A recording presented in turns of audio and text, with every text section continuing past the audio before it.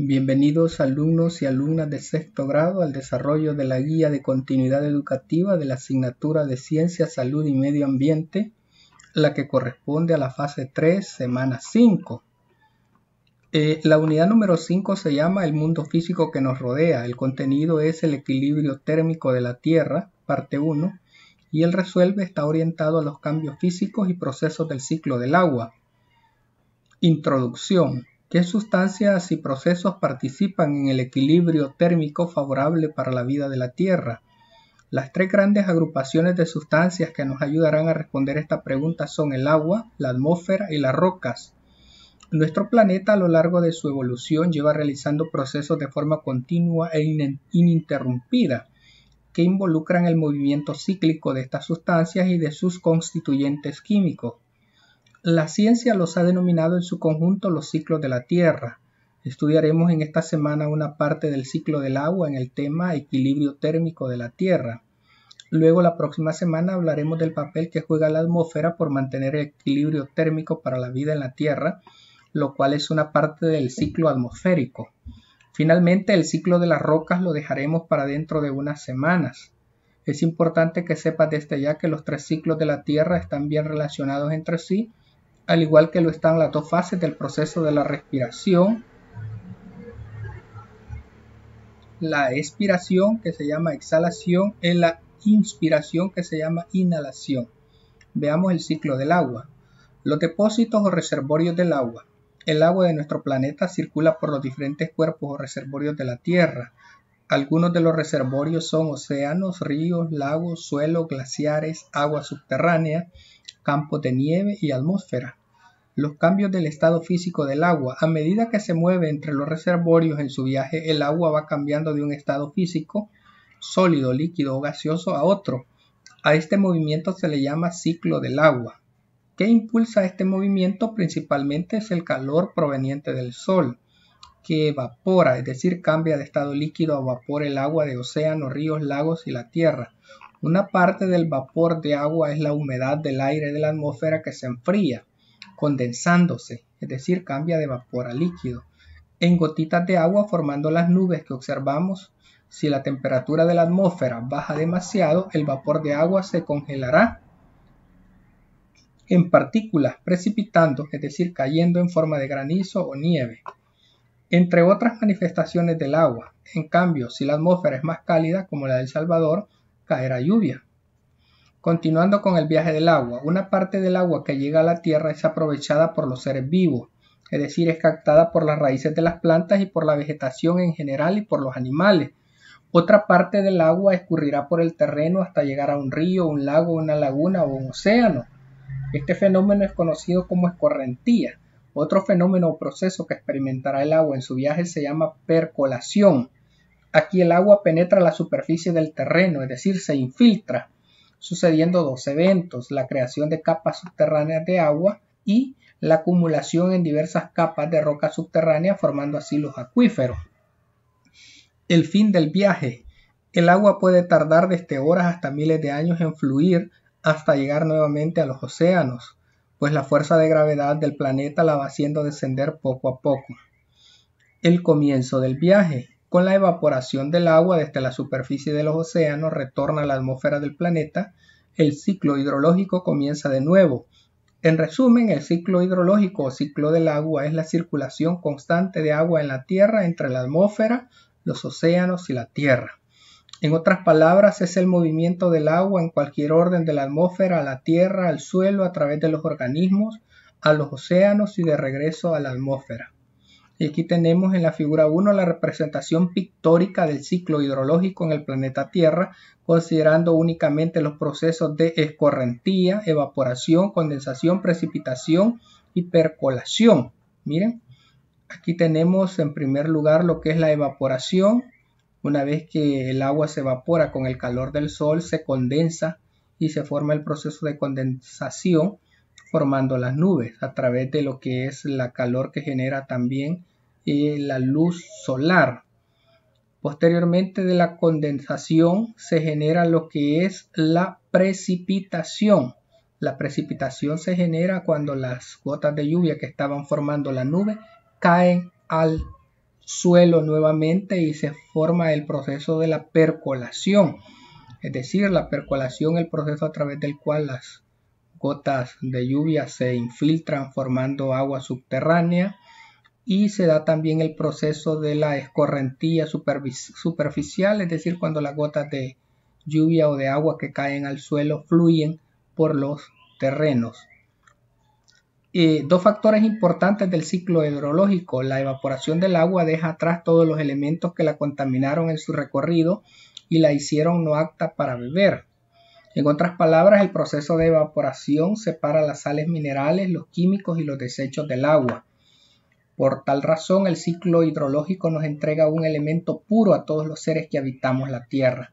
Y el número 2 es un regulador del equilibrio térmico del planeta, pues gracias a este ciclo la biosfera, la atmósfera, la litosfera y la hidrosfera guardan un sistema climático estable, porque el ciclo va trasladando el calor de un reservorio a otro a través de los cambios físicos del agua.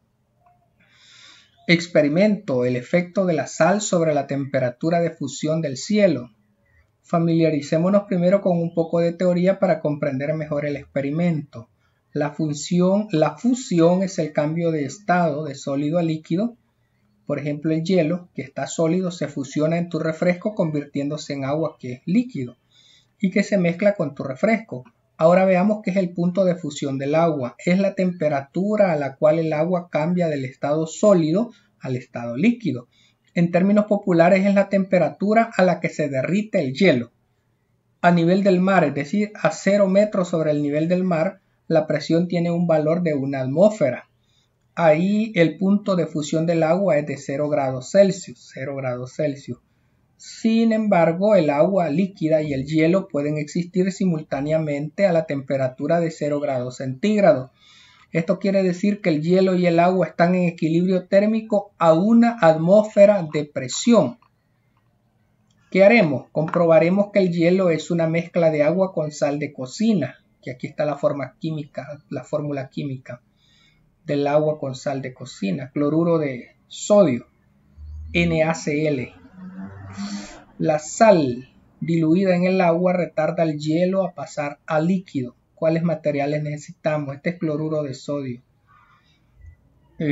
Materiales: 2 vasos idénticos de vidrio, también pueden ser de plástico, agua al tiempo, 2 cubitos de hielo del mismo tamaño, sal, cuchara y una manta de tela. ¿Cuál es el procedimiento a seguir? Paso 1.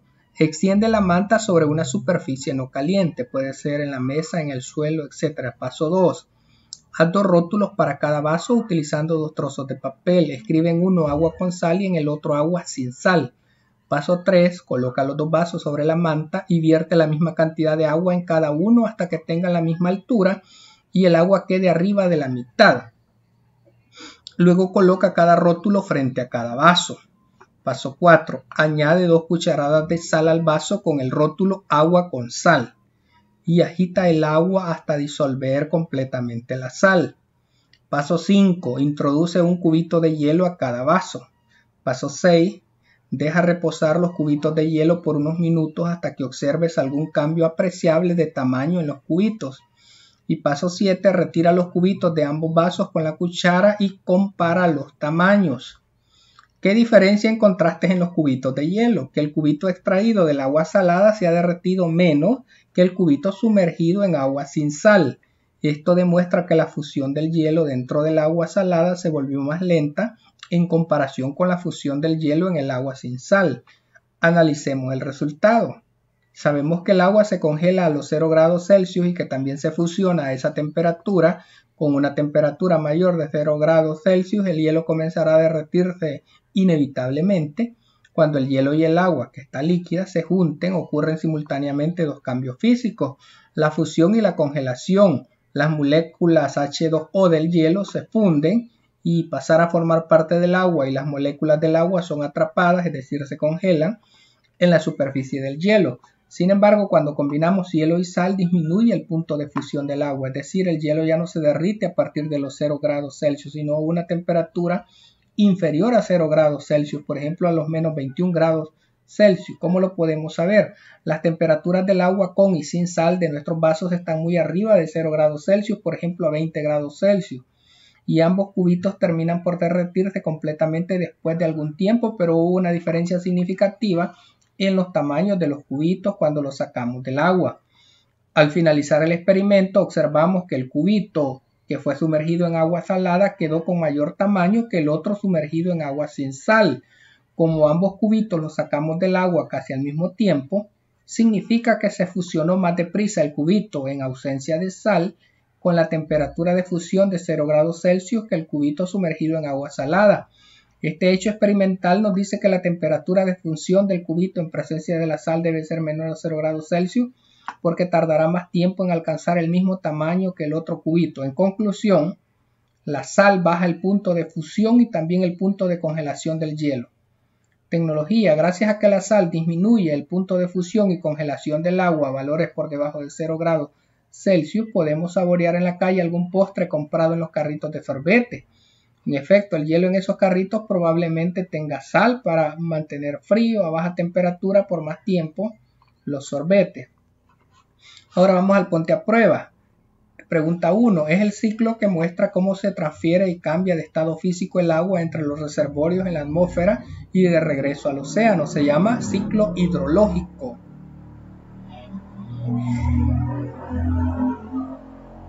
Pregunta 2. El ciclo de la Antártida es el más frío de la Tierra y ayuda a mantener el equilibrio térmico del planeta. Durante el invierno su superficie crece en promedio 22%, porque el agua marina se congela, lo que ocurre al alcanzar el agua salada a una temperatura de menos 1.8 grados Celsius. Pregunta 3. Una manifestación de la precipitación es cuando el agua cae y es absorbida por el suelo. Pregunta 4. El vapor de agua que rodea la botella fría cambió al estado líquido adhiriéndose al plástico. A este fenómeno se le conoce como condensación. Cambios físicos y procesos del ciclo de agua, opción múltiple. Subraya la respuesta correcta. Cuando el sol calienta el agua de los ríos y océanos se produce evaporación. ¿A qué se le llama escorrentía o escurrimiento? A la porción de lluvia que no es infiltrada o evaporada y que fluye sobre la superficie del terreno. Etapas del ciclo de agua. Instrucciones. Analiza la figura y escribe en cada recuadro las etapas por las que va pasando el agua en la atmósfera. Pues iniciamos con la evaporación, cuando la luz del sol o la calor del sol hace que el agua de los océanos, de los charcos, de los ríos, de los lagos, suba en forma de vapor. Una vez que sube en forma de vapor se produce la condensación cuando se forman las nubes. Una vez las nubes se han condensado se produce después, debido a la presión de la atmósfera, la precipitación, cuando el agua cae en forma de gotas de lluvia, y luego se da lo que es la escorrentía y la percolación, que es cuando el agua se filtra. Alguna se filtra dentro de las plantas, se forman lo que son mantos acuíferos.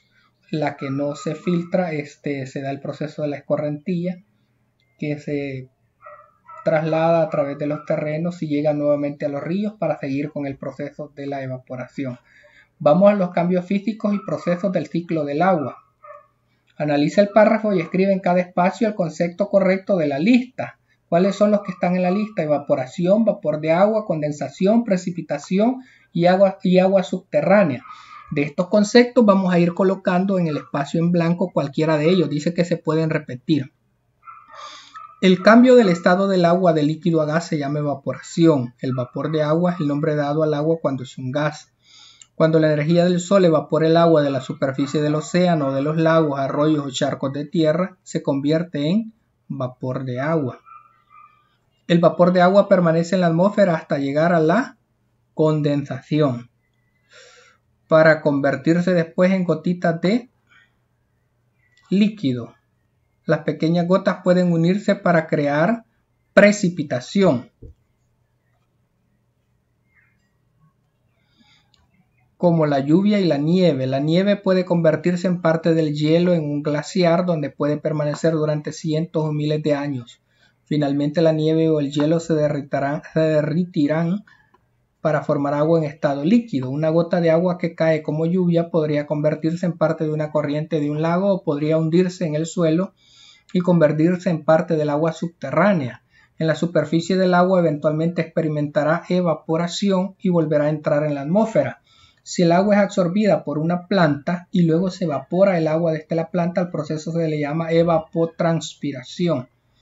Este sería el proceso para desarrollar la guía de continuidad educativa de Ciencia, Salud y Medio Ambiente de 6º grado. Ha sido un gusto, muchas gracias, bendiciones para todos y todas.